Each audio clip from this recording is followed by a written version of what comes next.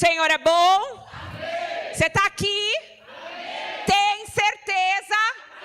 Consegue dar uma salva de palmas ao Senhor? Consegue abrir a boca e misturar com glória a Deus? Senhor, nós estamos na Tua presença para exaltar o Teu nome, glorificar a Ti, dar a Ti honras, glórias, louvores.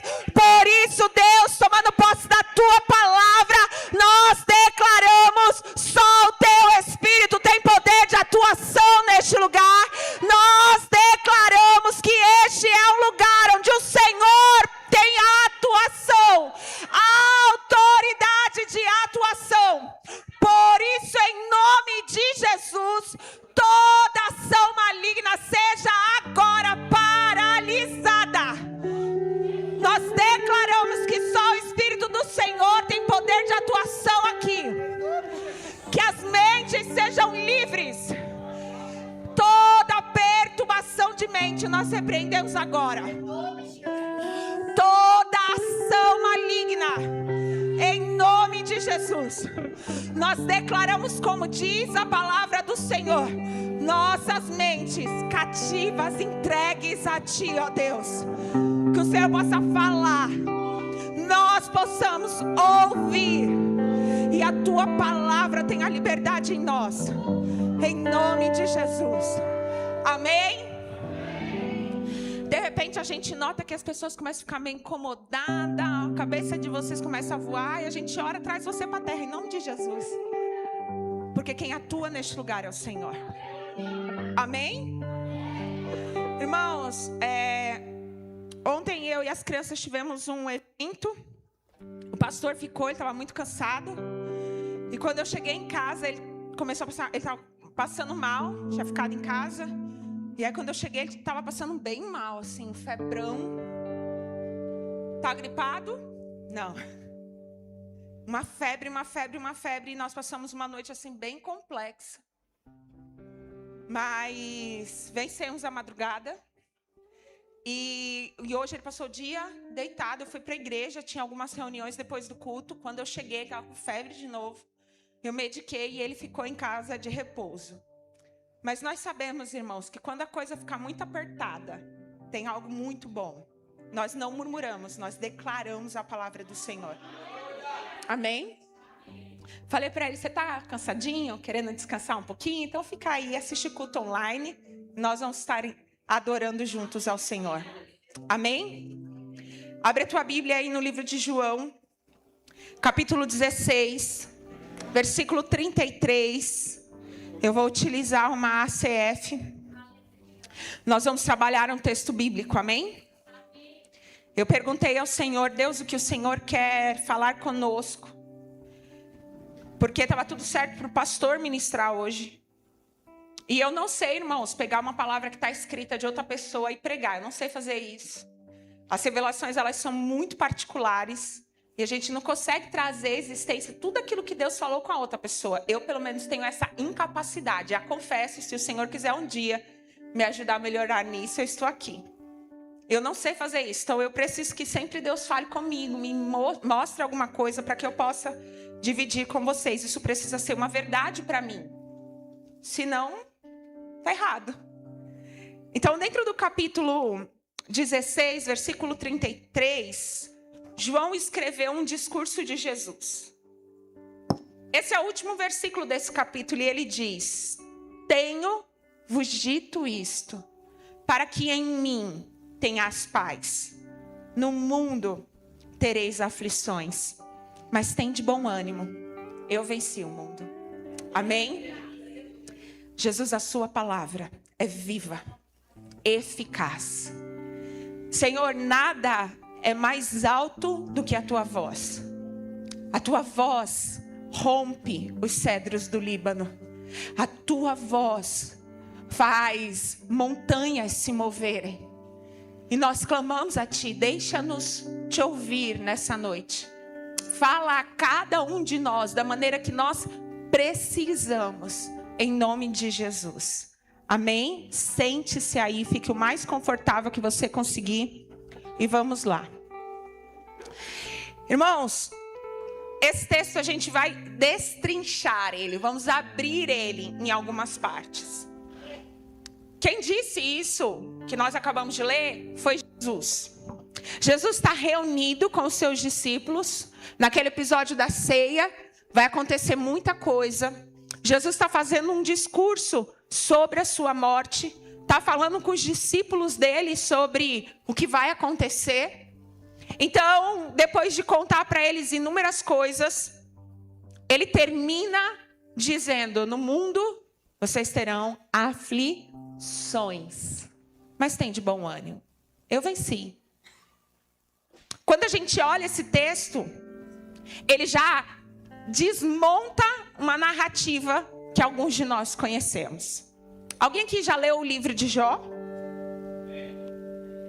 Quando a gente olha o livro de Jó, a princípio, a gente fica bastante bravo com os amigos de Jó. Alguém já ficou?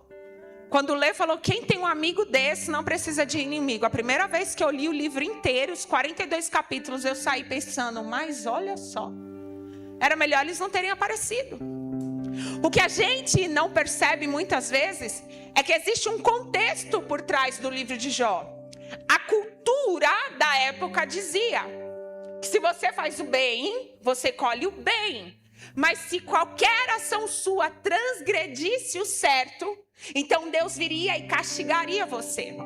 Essa é a cultura local. O próprio Jó acredita nisso. Tanto é verdade que ele oferecia sacrifícios pelos seus filhos enquanto eles estavam em banquetes, para caso eles estivessem em pecado contra o Senhor, fossem perdoados.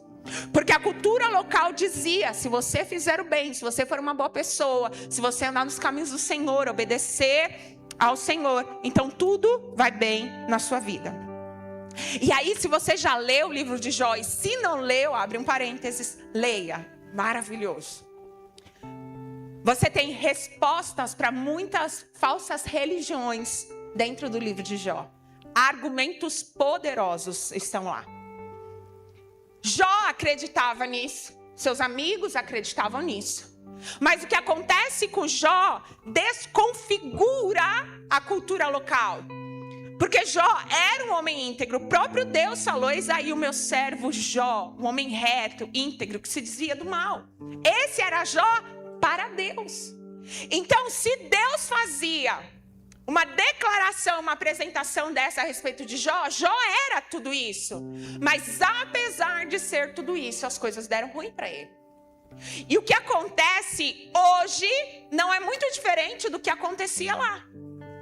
De repente, quando a gente vê um crente e alguma coisa começa a dar muito errado na vida dele, a gente já diz: ih, tem alguma coisa errada. Não, querido, você está sendo como um amigo de Jó. Porque Jesus disse para nós: no mundo vocês terão aflições. Perceba que o termo está no plural.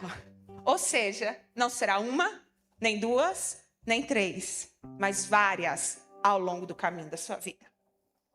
E eu queria meditar com você nesse texto. Porque depois que Jesus contou tudo isso para os discípulos, o capítulo 17 do livro de João é dedicado a uma das orações mais lindas que a gente tem registrada na Bíblia, que é a intercessão de Jesus pelos discípulos, pelos apóstolos, pelas pessoas que estavam ali e por cada um de nós que estamos aqui. O capítulo 17 é dedicado a uma oração de Jesus. Mas antes que Jesus orasse, ele deixou para nós esse segredo. O salmista vai escrever: os segredos de Deus são para aqueles que o temem. Então Deus nos ensina algumas coisas que estão secretamente guardadas. E hoje eu quero dividir um desses segredos de Deus com a gente nessa noite. Amém? Eu propositalmente falei várias vezes sobre esse texto, omitindo a parte A. Eu apenas o li no início. Mas a parte A desse versículo diz: tenho-vos dito isto, para que em mim tenhas paz. Olha como Jesus começa esse versículo: vocês terão em mim paz. Você não vai ter paz por causa do seu trabalho. Você não terá paz por causa da igreja que você congrega. Você não vai ter paz por conta do cargo eclesiástico que você ocupa. Você não terá paz por causa do seu poder aquisitivo. Você só terá paz em meio às aflições se você estiver em Jesus. Por isso ele, antes de dar a má notícia, ele dá a boa notícia. Eu vou contar isso para vocês, para que em mim vocês tenham paz. Porque quando as adversidades, quando as dificuldades, quando as aflições, as tempestades virão, porque elas virão, vocês terão paz estando em mim. Irmãos, esse é o grande segredo da vida cristã. O Juliano Som tem uma música, e eu gosto muito desse adorador, e ele diz: quando o mundo cai ao meu redor, os teus braços me seguram. Quando tudo começa a dar muito errado, eu não arranco meus cabelos nem me desespero, porque eu estou em ti, Senhor. Quando você olha um crente passando por uma dificuldade e ele continua crente, pode ter certeza, ele está em Jesus. Jesus vai dizer que é necessário estarmos nele. Paulo vai escrever que nós fomos enxertados nele. Nós éramos jambuzeiros bravos, mas nós somos colocados na oliveira verdadeira. Jesus vai dizer: eu sou a oliveira verdadeira, meu pai é o lavrador, e todo ramo que está em mim, que não dá fruto, ele corta. Nós estamos nele, e é em nele que nós alcançamos paz. Quando a gente examina esse texto, a gente tem 4 palavras muito poderosas. O original desse texto foi escrito em grego koiné, que era a língua falada pela maioria das pessoas. E era a forma que esses homens encontraram de evangelizar o mundo inteiro, porque nesta língua era possível evangelizar o mundo. Então, se esse texto foi escrito nesse original, a gente vai examinar 4 palavras desse original e entender o que é que João queria ao traduzir a declaração de Jesus dessa forma. A primeira parte do versículo é: tenho-vos dito isto, para que em mim tenhas paz, do grego eirene. A palavra paz nesse texto quer dizer tranquilidade interior. Olha que maravilha. Porque o grande problema de nós humanos é que as coisas que acontecem externamente, muitas vezes, têm poder de alterar o nosso interior. Você já perdeu o sono por causa de um problema? Você já ficou nervoso por causa de um problema? Você já teve dor de barriga por causa de um problema? Já ficou irritado por causa de uma situação? Já quis brigar com alguém por conta de uma situação? O texto bíblico está dizendo para nós: em Cristo nós teremos uma paz que não está ligada ao exterior, mas flui de dentro para fora.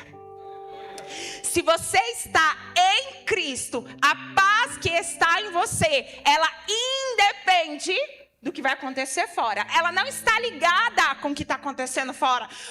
Lá fora, o pau está quebrando, o teto está caindo, as adversidades estão pipocando de todo lado. Para onde você olha tem guerra, mas aqui dentro, a paz. Você deita e dorme, porque o Senhor tem cuidado de você. As notícias ruins revezam-se ao chegar, ou para a sorte de alguns, chegam todas de uma vez. Mas você consegue ter paz. Lembra do Jó mais uma vez? Jó mataram, Jó destruíram, Jó roubaram, Jó morreram. O Jó não vai dizer: oh Deus, olha que eu sou teu filho, porque algumas pessoas fazem isso. Elas atribuem a Deus a culpa imediatamente. O Senhor não pode fazer comigo isso, afinal de contas eu sou seu filho. Ô inocente, ele já tinha avisado: no mundo tereis aflições. A diferença é que ele disse antes: se você estiver em mim, vai haver uma paz em você que vai exceder todas as tuas aflições. Se a gente observar Filipenses 4:7, ele vai dizer: e a paz de Deus, que excede todo entendimento, guardará os vossos corações e os vossos pensamentos em Cristo Jesus. Olha o que ele diz: e a paz de Deus, que excede todo o seu entendimento. Ela não é racional, ela não é normal, ela não é entendível humanamente. Qualquer pessoa que olha um cristão passando por tribulação e vê esse cristão em paz vai dizer, é maluco. Mas a Bíblia diz, você não é maluco, é que a paz que excede o normal, que excede o teu entendimento, está guardando o teu coração, a sede das suas emoções e os teus pensamentos, toda a racionalidade que há em você. E você não surta, você não reage, você permanece. A neurociência diz que nós conhecemos uma pessoa não pelas ações dela, porque nós manipulamos as nossas ações. Dependendo do lugar, dependendo da pessoa, dependendo da forma, a gente reage de uma determinada forma, porque a gente consegue controlar e pensar a respeito das nossas ações. Então a neurociência diz que nós conhecemos uma pessoa pelas reações dela, porque não dá tempo de filtrar a reação. A reação é um ato que é de bate-pronto. Acontece e você responde. E é nesta resposta que a gente conhece quem somos de verdade. De repente, alguém passa e dá um peteleco na tua orelha no meio da rua. Algumas pessoas, não vocês, lá em Marte, já virariam com o braço armado para derrubar. Vocês não. Nós fazemos o que a Bíblia diz. Oferecemos a outra face. Consegue entender a paz? A paz guarda emoções e pensamentos. A paz vai dar a nós reações que glorificam ao Senhor. A segunda parte desse verso vai dizer para nós assim: no mundo tereis aflições. Não é uma suposição, não é um achismo, não é alguém dizendo pode ser que isso aconteça. Não, é uma afirmação categórica: vocês terão aflições. Se alguém vendeu um evangelho para você de tranquilidade, paz e bonança, dizendo que ia dar tudo certo na sua vida, sinto muito destruir seu mundo cor-de-rosa. Foi uma grande mentira. O que você precisa entender é: haverá aflições, mas nelas uma paz que excede todo entendimento vai guardar a tua mente, vai guardar o teu coração, e você vai passar pela aflição dando glória a Deus, saindo de lá muito melhor do que quando você entrou, glorificando ao nome do Senhor, saindo de lá um crente muito mais poderoso, com raízes muito mais profundas, porque é isso que Jesus está dizendo. As aflições vêm do grego tilipse, e ela quer dizer aperto, pressão, adversidade. Eu vou dar um estudo aqui ainda quarta-feira, mas eu já dei na Prígio, sobre a igreja de Esmirna. A palavra Esmirna no grego quer dizer mirra, que é uma plantinha que nasce lá e tá lá. Mas quando você pega a mirra, aperta ela, sai um olhinho, e esse óleo é perfumado. Se você lembra, Jesus recebeu presentes daqueles magos do Oriente que vieram visitar. Se você fez escola dominical, você lembra quais foram os presentes? Ouro, incenso e mirra. Um óleo dado aos reis, de tão poderoso e perfumado. Só que você só extrai mirra quando você pressiona a plantinha para que saia um cheiro bom dela. As aflições são lugares de pressão que nós enfrentamos. Nós somos espremidos, e o que Jesus quer é que ao ser espremido, porque a paz que excede todo entendimento está guardando o teu coração e o teu pensamento, que saia de você um cheiro bom. Chegue até as narinas dele um cheiro bom, porque você imagina o cheiro que chegou às narinas do Senhor no dia em que Jó foi apertado, e o diabo chega outra vez lá, e o Senhor diz para ele: vistes o meu servo Jó? Aí o diabo olha assim e fala: claro, um homem dá tudo pela sua vida, porque já tinha tirado toda a riqueza, tinha destruído a família, tinha feito um monte de coisa, mas quando apertou Jó, saiu um cheiro bom. E isso deixou o diabo indignado. Era para feder, era para ser horroroso, mas aperta o camarada, aflige o camarada e sobe um cheiro bom. paz de Deus que excede todo entendimento. E faz você permanecer cheiroso às narinas do Senhor. Quando a gente olha a igreja de Esmirna, não vou poder falar muito dela, senão você não vai querer vir terça-feira no estudo bíblico. Mas do capítulo 8, do versículo 8 ao 11 do capítulo 2 do livro de Apocalipse, ele fala sobre essa igreja, fantástica igreja. Não existe nenhum problema nessa igreja de Esmirna. Ela é só elogiada. E aí a gente pensa, nossa, Deus vai dizer, estou com vocês e não abre, hein? Vou cuidar, vou proteger, vou livrar vocês de todo mal. Sabe o que Jesus fala? Depois de todo o elogio, lançarão alguns de vocês 10 dias na prisão e alguns de vocês vão para óbito. Oxê! A gente está lendo pensando só elogio, só glória, só bênção, não negocia, é poderosa, uma igreja fiel, apaixonada, não negociou a palavra. Deus vai vir e vai dizer, vou arrancar vocês da terra, vou explodir quem quiser ir contra vocês. Ele diz, vão lançar vocês na prisão. Mas fica tranquilo, eu sou a ressurreição e a vida. Irmão, ele estava dizendo para a igreja de Esmirna o que ele já tinha dito na sua oração. Vocês terão aflições, tenham bom ânimo. Eu venci. Se eu venci, vocês vão vencer. Vocês precisam olhar para mim. Se a gente olhar, por exemplo, 1 Pedro 4,12, esse texto é fantástico. Ele diz assim, ó, amados, não estranheis a ardente prova que vem sobre vós para vos tentar. Como se coisa estranha vos acontecestes, mas alegrai-vos no fato de serdes participante das aflições de Cristo, para que também na revelação da sua glória vos regozijeis e alegreis. O que Pedro está falando é o que ele viveu lá no livro de Atos. Ele foi preso, ele foi chicoteado, e quando finalmente o libertaram, eles saem felizes, porque apanharam por amor a Cristo. Fui achado digno de sofrer pelo meu Senhor. Então Pedro escreve à igreja dizendo, não estranhe se coisas ruins acontecerem com vocês que são bons. Não estranhe se coisas ruins acontecerem a vocês que são fiéis. Não estranhe se o teu mundo for abalado por notícias ruins, mesmo você sendo um bom crente. Fique feliz, porque você está participando das aflições de Cristo.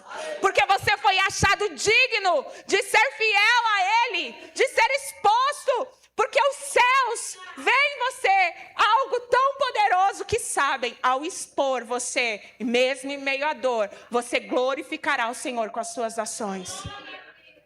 Eu fui achado digno de sofrer por causa do Evangelho. Eu era um Zé Ninguém. Olha o que Pedro está dizendo, um simples pescador. Nasci, vivi e morreria, sem que ninguém soubesse meu nome. Mas um dia ele foi me buscar lá dentro do barco, mudou a história, perdoou todos os meus pecados e me trouxe para viver uma vida. Irmãos, Pedro viveria a vida inteira dele com cheiro de peixe. Mas de repente este homem vai fazer uma declaração. Levanta e anda. Esse Pedro, que era um simples pescador e viveria a vida inteira dele apenas sabendo sobre clima e peixes. Esse homem recebe do céu tamanha autoridade, tamanho poder, tamanha glória manifestada, que as pessoas iam até Pedro para dizer o que os céus estão falando nesta hora. Pedro é o cara que Jesus diz, apacenta minhas ovelhas. Pedro é o homem que vai de cidade em cidade pregando. Pedro é a autoridade da igreja. Cristo confia a sua igreja a Pedro. Se ele não tivesse sido encontrado, jamais teria tido esse privilégio. Consegue entender? Se tu pudesse colocar na frente de Pedro a história dele e dizer para ele, Pedro, tu quer ficar na peixe até o último dia da sua vida? Ou você quer viver coisas extraordinárias tendo aflição? O que você acha que Pedro escolheria? Irmão, sem medo de errar, todas as aflições. Porque no dia em que Pedro vai morrer, ele olha e diz, não sou digno de ser crucificado como meu Senhor. Pode virar a cruz de ponta cabeça, eu vou sofrer muito mais para morrer. Mas eu não quero morrer como ele, porque eu não sou digno de morrer como ele. Pedro não falou, não me mate. Pedro só vai dizer, não posso morrer da mesma forma que ele, porque não sou digno de morrer assim. Eu morro por ele, mas não sou digno de morrer como ele. Olha que loucura isso. No mundo tereis aflições. Quando a gente olha 2 Coríntios 11, 24, nós vamos ver Paulo. Conhece Paulo? Paulo fantástico. Irmãos, Paulo é o maior evangelista que a gente tem. Paulo pregou em todo lugar. Paulo abriu igreja em tudo que foi lugar. Paulo foi o responsável pelo evangelho ter chegado no mundo inteiro antigo. Era Paulo que carregava isso. Todos os grandes lugares, os seus discípulos espalharam o evangelho nos lugares onde as pernas dele não conseguiram. Igrejas que ele vai fundar por terceiros, por discípulos, porque ele nunca pisou lá, mas ele ensinou, discipulou. Foi tão bênção para desatar que as igrejas foram abertas para a glória de Deus. Esse Paulo que a gente conhece, que fez coisas extraordinárias, que os aventais curavam. Esse Paulo vai escrever para nós.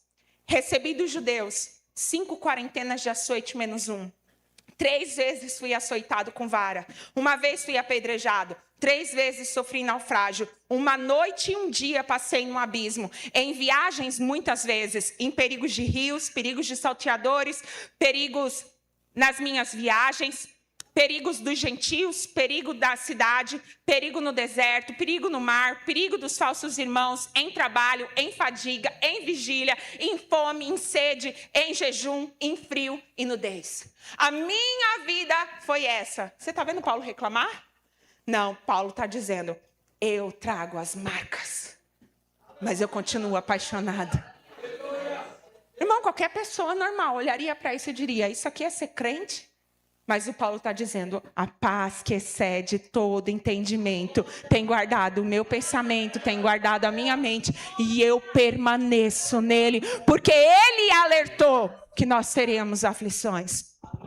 Aí a gente tem a terceira parte desse versículo que diz, tende bom ânimo. Ô, irmão, parece até brincadeira. Jesus acabou de dizer que nós vamos ter aflições, e de repente, ele olha e diz, mas tende bom ânimo. É igual a mãe que olha para o filho e diz assim, se apanhar lá na rua, vai apanhar em casa, viu? Tu não sabe o que tu faz, né? Melhor nem sair, porque se sair dá ruim, se ficar vai dar ruim. Depois que Jesus disse que no mundo tereis aflições, ele olha para a gente e diz, tem bom ânimo. Te aguarda coisas terríveis, mas tem de bom ânimo. A palavra grega tem de bom ânimo é tarzeu, que quer dizer ter coragem, estar firme. Mas o principal significado dela é não ceder ao desespero. Olha o que Jesus estava dizendo. Tenham paz em mim, porque haverão dias ruins. Mas você não pode sucumbir ao teu desespero. Eu gosto muito da neurociência, amo neurociência. Acho que é um dos campos que mais declaram a glória e as mãos de Deus. Nosso cérebro não poderia ter sido formado se não tivesse um Deus tão poderoso por trás. E a neurociência, ela fala sobre várias coisas. E há um campo da neurociência que estuda muito a ansiedade. Já ouviu falar de ansiedade? Alguém já ouviu falar? Quase não se ouve, né? Difícil encontrar alguém ansioso hoje, quase não tem. A ansiedade é um medo contínuo do futuro. A ansiedade faz com que o seu cérebro funcione tão rápido que você não tem tempo de processar todas as informações que passam nele. A tal ponto que sua alma fica angustiada. Você não consegue processar e você é tomado por um medo terrível de tudo e tudo que pode acontecer ao seu redor.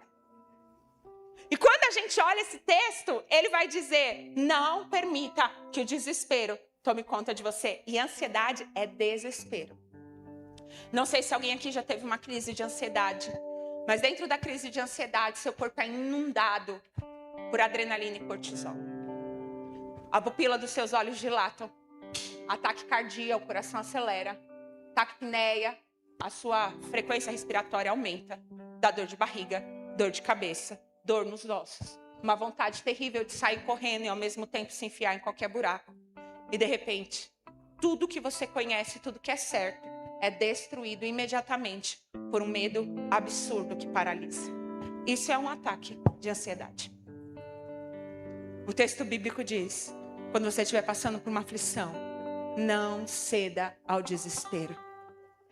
Não permita que as mentiras do diabo inundem a sua vida de tal forma que você seja cegado e ensurdecido para aquilo que o Senhor já tinha dito. Em mim vocês têm paz.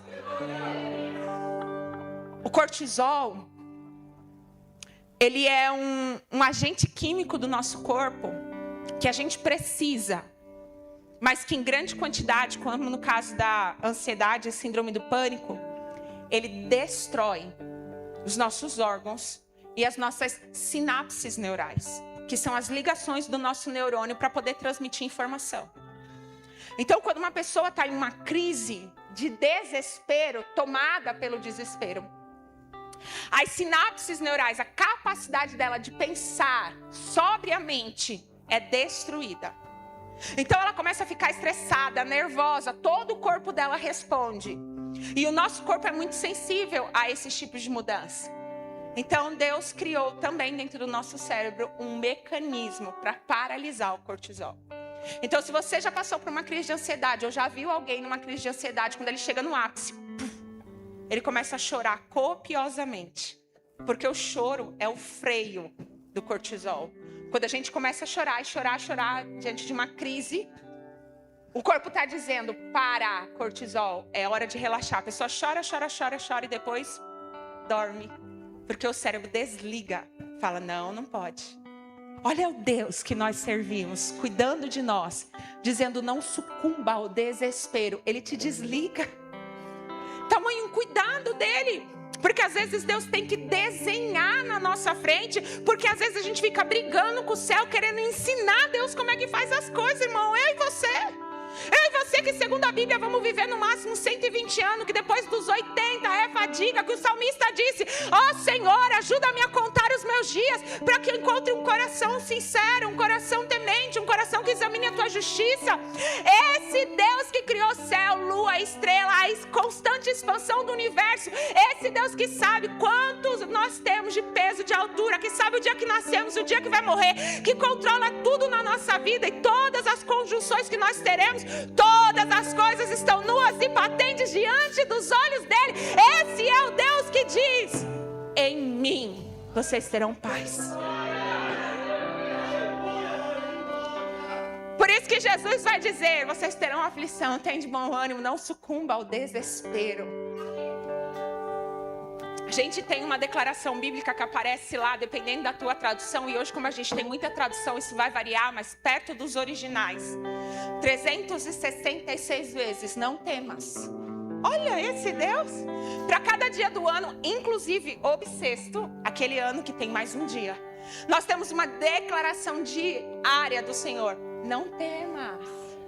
Olha Deus olhando para o Josué e dizendo, não temas, tem de bom ânimo, eu tô com você, cara, vai dar certo. Nós somos maioria junto, não liga não. Irmão, e o pau ia quebrar lá dentro. O camarada tinha 40 anos caminhando pelo deserto. Ia ter que atravessar um rio, pôr todo mundo lá dentro. Ainda ia ter que trabalhar e batalhar. Mas o Senhor vai dizer para ele, tem de bom ânimo, estou com você. Eu amo, irmãos. Um texto, abre para mim, por favor. Na ACF, Mateus 15, 21. Analise esse texto comigo. Para nós entendermos assim, desenhado, não sucumbir ao desespero. Olha esse texto. Partindo Jesus dali, foi para as partes de Tiro e Sidom.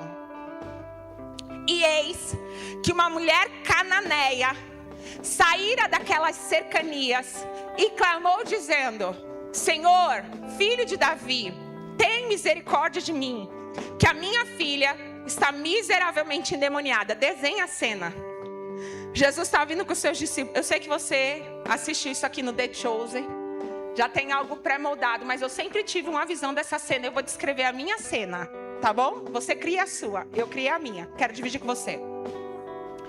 Jesus está vindo com os discípulos, trabalhou bastante. Está indo para uma área lá que vai trabalhar um pouco mais.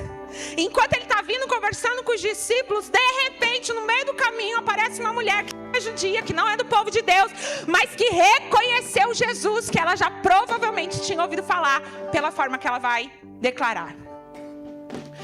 Esta mulher, ao reconhecer que aquele que está vindo é Jesus, porque provavelmente ela o estava procurando, ela começa a clamar, proferir em alta voz, ela grita, Jesus, filho de Davi, tem misericórdia de mim. O texto vai dizer, ela tem uma filha endemoniada em casa, perturbada. Então ela foi até Jesus para que Jesus resolvesse o problema dela. E ela está lá dizendo, minha filha está miseravelmente endemoniada. Pode passar. E aí a gente pensa, com Jesus que a gente conhece, que Jesus vai olhar para ela e vai dizer, o que eu posso fazer por você? Como é que eu posso te ajudar? Vai em paz, filha, sua filha está curada. Porque esse é o Jesus que a gente conhece. Mas o Jesus que esse texto apresenta para nós é um Jesus que a gente não está conhecendo muito bem, não. Porque o texto diz que ele não lhe respondeu nenhuma palavra. Ele continua andando, ignorando o que ela está dizendo. Então a comitiva de Jesus está passando, ela está gritando, e Jesus está fazendo como se não houvesse nada. Jesus continua falando como se não houvesse ninguém. Jesus ignora completamente aquela mulher. E talvez eu e você daríamos de ombro e diríamos, tudo que eu ouvi é mentira. Esse cara pode salvar minha filha? Jamais. Olha ele, que mal educado, arrogante, cheio de si, só porque agora ele é famoso aqui. Talvez nós pudéssemos dizer alguma coisa desse nível. Mas o texto diz, passa lá para mim. Desculpa, volta. Mas ele não lhe respondeu nenhuma palavra. E os seus discípulos, chegando-se a ele, rogaram-lhe dizendo, despede, ela está gritando. Imagina que esses discípulos já trabalharam com Jesus, estão cansados, estão indo trabalhar um pouco mais. E essa mulher está gritando na orelha deles, andando nem sei quanto tempo, e Jesus está ignorando. E eles chegam até Jesus e dizem, Jesus, está ficando feia. Jesus, está todo mundo olhando, vai começar a reunir uma multidão aqui. Jesus, manda essa mulher embora. Ela está gritando, ela está incomodando. Olha o próximo versículo. Ele então respondeu. Oxe, volta. Nós estamos aqui atrapalhados, volte. Perdão. Vai. E ele respondendo disse, eu não fui enviado, senão as ovelhas perdidas da casa de Israel. Então, quando finalmente Jesus responde, não responde diretamente para ela. Jesus vai dizer, não posso fazer nada por você, porque eu não vim para você. Era a hora dessa mulher ir embora. Sucumbir ao desespero. Sai correndo, brigando. Passa. Pode ir para frente. Então, chegou ela, adorou, dizendo, Senhor, socorre-me. Alguém que não sucumbe ao desespero. Alguém que não toma uma atitude precipitada. Alguém que sabe quem é Jesus. Porque quando ela começa essa declaração, ela está dizendo, Jesus, filho de Davi, tem misericórdia de mim. Quando alguém dizia, Jesus, filho de Davi, nas entrelinhas ele estava dizendo, eu sei que você é o Messias prometido, Redentor de Israel. Eu sei que alguém na terra que tem poder de resolver problemas é o Senhor. E em vez de sucumbir ao desespero, em vez de manifestar a carne dela, essa mulher vai aos pés de Jesus, adora-o e vai dizer para ele, Senhor, socorre-me. Aí o Jesus que nós conhecemos, a gente pensa, agora Jesus vai se inclinar até ela, porque fez isso várias vezes. Vai pôr a mão nela e vai falar para os discípulos, olha que linda que nós encontramos aqui. Jesus vai se compadecer, vai declarar, vai em paz, menina. Mas olha o que Jesus disse para essa mulher, irmão. Ele, porém, respondendo, disse, não é bom pegar o pão dos filhos e dar aos cachorrinhos. Jesus continua apertando essa mulher, afligindo essa mulher. Porque se tem alguém que sabe o tipo de cheiro que há em nós, esse é Jesus. Se tem alguém que sabe como extrair o melhor de nós, esse alguém é Jesus. Então quando ele diz isso, a gente diz, basta. Ela vai dar uma voadora, vai pegar os pés de Jesus, vai derrubar ele no chão, ela já está lá, vai dar-lhe um rodo. Mas a Bíblia vai dizer que sem desespero, que sem causar escândalos, ela vai responder, sim, Senhor, mas também os cachorrinhos comem das migalhas que caem da mesa dos seus senhores. Se uma migalha cair, se só um pouquinho do seu poder foi derramado, o Senhor nem precisa me amar, o Senhor só precisa dizer: eu sei que eu vou me alimentar, eu vou alcançar o milagre. Pronto. Jesus extraiu um cheiro bom dessa mulher. E então ele declara: pode passar. Então respondeu Jesus e disse: oh mulher, grande é a tua fé. Seja feito como você deseja. E desde aquela hora a filha dela ficou sã. Esse é o Jesus que nós servimos.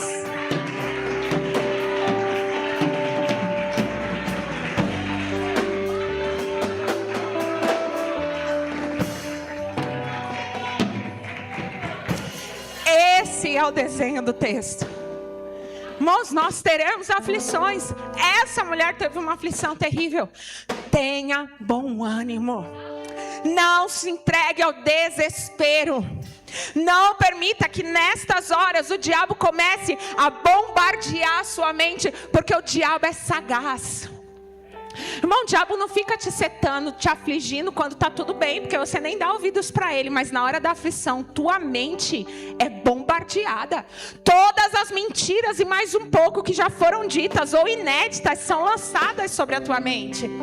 A primeira coisa que o diabo vai dizer: tá vendo que Deus é o que você serve? Nossa, tá indo para a igreja para quê? Por que você está deixando de pecar, vivendo uma vida íntegra, se esforçando, querendo ser diferente de todos os outros, arrumando encrenca em tanto lugar?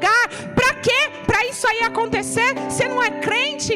No mundo tereis aflição, tenha bom ânimo.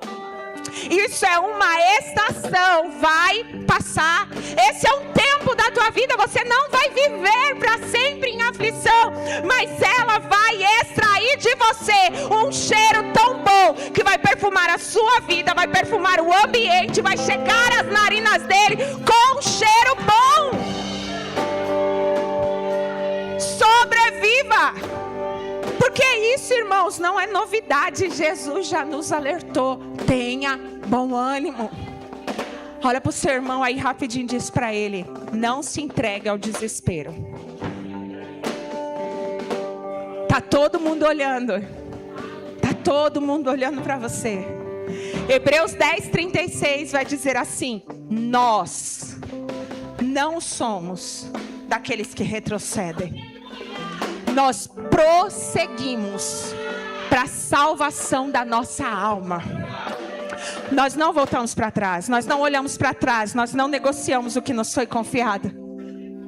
Irmão, não sei quanto tempo que você está andando com Jesus, mas eu tenho um bocado de ano, eu já enfrentei umas coisas terríveis. Eu já briguei bastante com o diabo, eu já expulsei demônio, eu já fiz uns negócios estranhos. Se eu cair um segundo nas mãos do diabo, não sobra nem meu dente, porque ele vai acabar comigo, ele não vai ter me dar chance. Mas eu não sirvo Jesus por medo do diabo. Eu sirvo Jesus porque um dia ele olhou nos meus olhos, tudo parou ao redor. Eu fui encontrada por um amor tão grande, curou todas as minhas feridas, me deu um destino, me deu um propósito, mudou todas as verdades que eu conhecia. Um dia Jesus me encontrou quando ninguém queria me encontrar. Um dia Jesus arrancou os meus pés de um charco de lodo, firmou sobre uma rocha, me deu um novo cântico, pôs alegria nos meus lábios. Eu não era ninguém, era um pescador cheirando a peixe no meio do mar, mas Jesus me deu um propósito, me deixou fazer parte do reino, confiou a mim o reino dele, ainda me disse: eu estou te esperando para uma eternidade. Como é que eu vou virar as costas para esse Jesus por causa de um dia mau? Como é que eu vou esquecer de tudo que ele já fez? Salmo 103 diz: bendiz a minha alma, Senhor. Não se esqueça de nenhum dos seus benefícios, porque ele não te tratou segundo os teus pecados. Jesus não me tratou da forma que eu merecia. Pelo contrário, ele lançou todos os meus pecados no mar do esquecimento e me deu uma nova história. Pegou as minhas vestes que estavam sujas, lavou no sangue dele, fez elas ficarem mais alvas do que a neve e escreveu meu nome no livro dele. Irmãos, esse é o Jesus que está dizendo: confia em mim. Vocês terão aflições. Mas tem de bom ânimo. Não se entregue ao desespero. Elas estão extraindo um cheiro bom de você. E aí termina com Jesus dizendo: eu venci o mundo. Essa palavra vitória desse texto, no seu original, é nikao. E nikao no grego quer dizer conquistar, prevalecer. O que Jesus está dizendo? No mundo vocês terão aflição. Tem de bom ânimo. Porque vocês vão vencer. Vocês vão prevalecer. Vocês sairão desta situação de pé. Consegue entender isso? Quando Jesus está falando de tudo, a síntese do texto é: eu venci todo o sistema de tribulação, guerras e lutas deste mundo. Fica tranquilo. Não tem nada que me surpreenda aqui. Não existe nada que eu não tenha poder de vencer. Eu já venci todas as coisas. E vocês estão comigo. Vocês estão comigo. Eu já venci. Vocês estão comigo. Vocês venceram também. Vocês são vitoriosos nisso também. Irmãos, nós precisamos crer que nós servimos o Cristo que triunfou sobre a morte. Nós servimos o Cristo que todas as coisas estão debaixo dos pés dele. Nós vencemos com Cristo que nos faz triunfar em glória. Nós vencemos com Cristo que é o Filho de Deus. Que, como foi cantado, quer dizer, no ensaio, cantado não foi, tem o nome sobre todo nome. Nós servimos esse Cristo. Nós não podemos diminuí-lo. Não podemos colocar no mesmo patamar por conta das nossas tribulações. O Salmo 34 vai dizer que quem olha para Jesus tem um rosto que brilha e não mostra frustração. O Salmo 12, verso 6 vai dizer: as promessas do Senhor são dignas de confiança. O Salmo 34 também diz: provai e vede, o Senhor é bom. Permaneça com Ele. Fique com Ele. Esteja com Ele. Não negocie. Porque Ele te disse, haveriam tempos ruins, mas são tempos, passam. Ninguém vive uma vida de tribulação, ninguém vive uma vida de aflição. Passa, querido. Se agora você está num dia mau, tenha certeza, você não está sozinho. Jesus está bem aí. Jesus está sussurrando no teu ouvido: tenha bom ânimo. Não sucumba ao desespero, não se desespere. Dá a mão para mim, vamos sair daqui junto. É isso que nós precisamos entender, queridos. Olha Jesus na cruz. Perdão, quando ele está no Getsemane. No Getsemane, Jesus vai orar e vai dizer: se possível for, afasta de mim esse cálice, mas contudo, seja feita a tua vontade. Sabe o que é isso?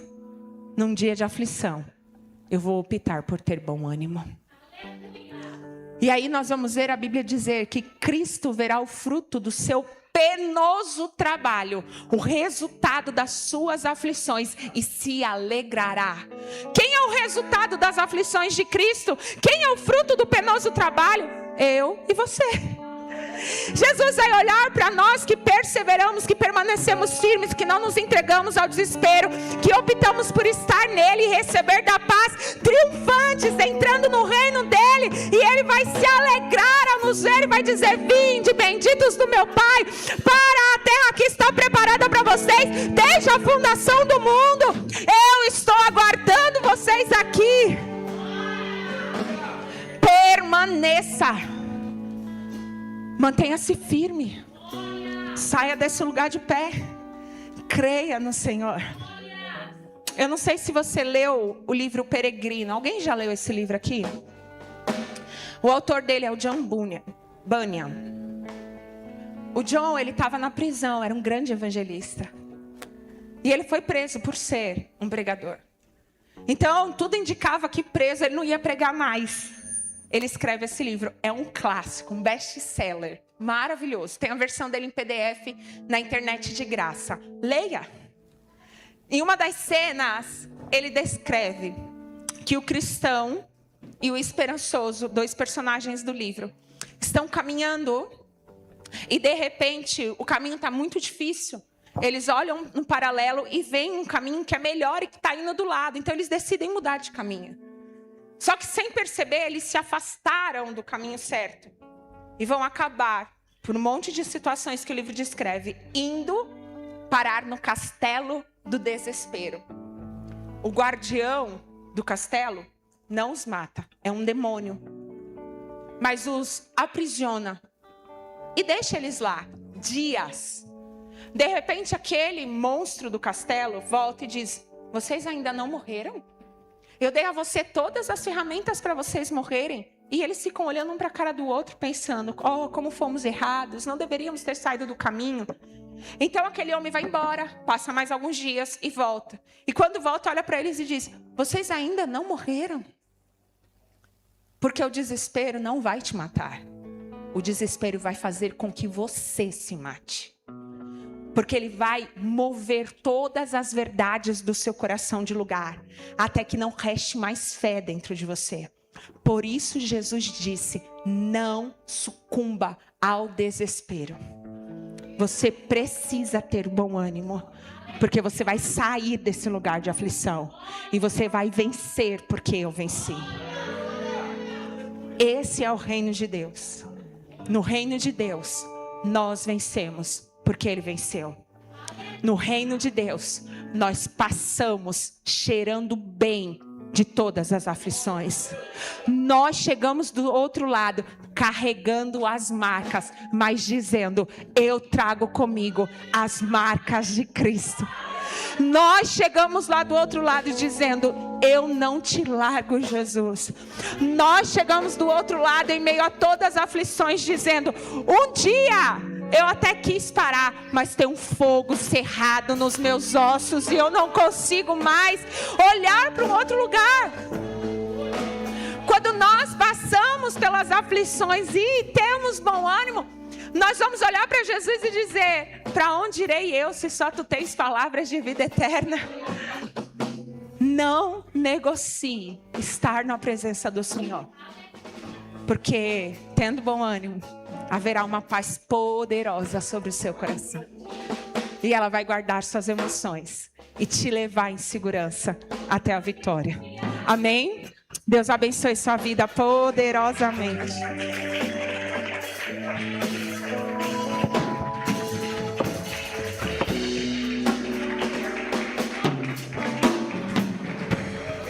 Você pode levantar para a gente orar?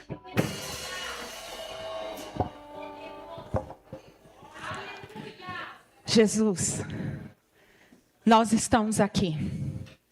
Nós ouvimos a tua palavra. Não. Sabemos que tudo o que o Senhor diz é verdade. Sabemos que há momentos de dores e aflições. Mas nós sabemos que em Ti nós somos mais que vencedores. Um Deus que cuida de nós desde o ventre. Um Deus que preparou para nós um destino. Um Deus que diz: não te deixarei, não te abandonarei, eu te erguerei com a destra da minha justiça. Esse é o Deus que nós servimos. É um Deus que nos mantém vivos nos dias da fome. É um Deus que passa conosco. E ainda que eu passe pelo vale da sombra da morte, não tememos mal algum, porque Tu estás conosco. Seja qual for a aflição, seja qual for a tempestade, seja qual for a adversidade, uma coisa nós sabemos: não estamos só. O Senhor está. E em Ti nós saltaremos muralhas. em ti nós venceremos esquadrões. No Senhor nós vergaremos arcos de bronze. No Senhor nós seremos capacitados a andar em lugares altos. No Senhor nós voaremos como águia. No Senhor nós não nos cansaremos, nem nos fadigaremos. No Senhor nós seremos transformados de glória em glória. Nós cremos nas verdades da tua palavra. E por causa disso, Jesus, hoje nós te pedimos perdão pelos dias em que sucumbimos ao desespero. Pedimos perdão aos dias em que todas as outras vozes foram mais altas do que a sua. Mas hoje nós fazemos um concerto contigo. Nós ouvimos a tua palavra e nós somos livres de todas as mentiras do diabo. Todas elas caem por terra agora, em nome de Jesus. Todo aprisionamento de mente nós repreendemos agora e declaramos: esta palavra será verdade dentro da tua alma, e a paz do Senhor, que excede todo entendimento, vai guardar o teu coração e o teu pensamento. E no dia da aflição você se levantará com bom ânimo para vencer, assim como o seu Cristo já venceu. Em nome de Jesus, nós tomamos essa palavra como verdade e declaramos: viveremos debaixo dela, em nome de Jesus. Amém? Você consegue dar uma salva de palmas ao Senhor?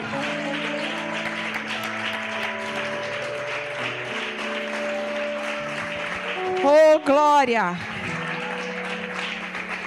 Tenha bom ânimo, querido. Vai dar certo.